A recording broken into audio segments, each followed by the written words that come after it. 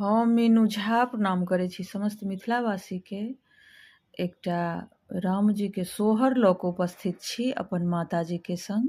धन्यवाद। जय मिथिला, जय मैथिली। चैत मास नामे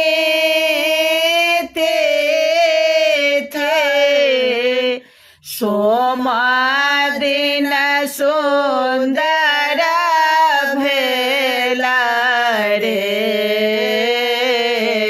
चैत मास नामे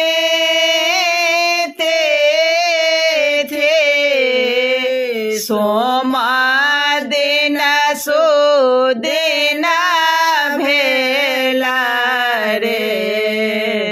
ललना रे दिन दुपहरिया भेला तखन हे राम जे जनम लेला रे। अवध में बाजे बधाइया के दशरथ मगन भेला रे।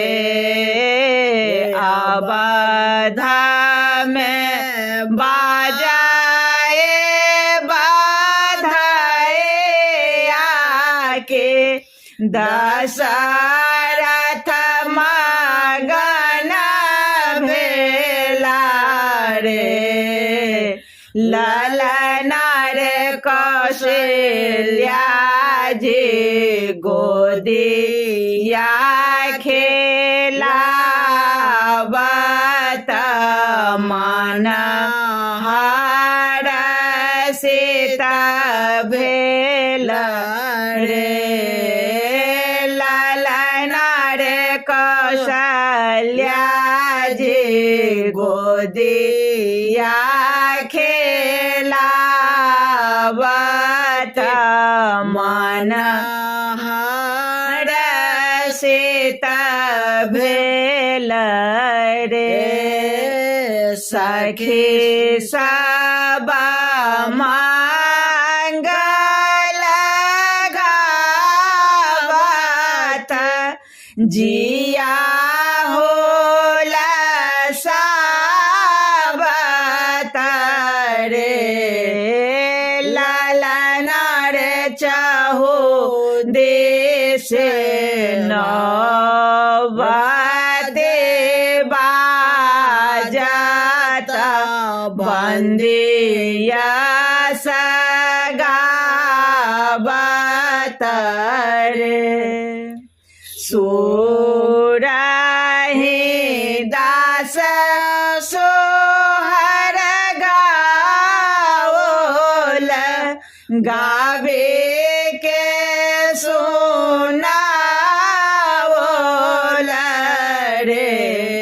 ललना रे सुर मुनि फूल बरसावत जय जय सुनावत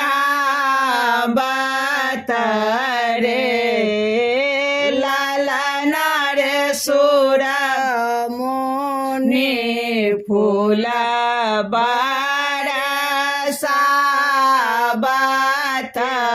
जय जय सुनावत रे।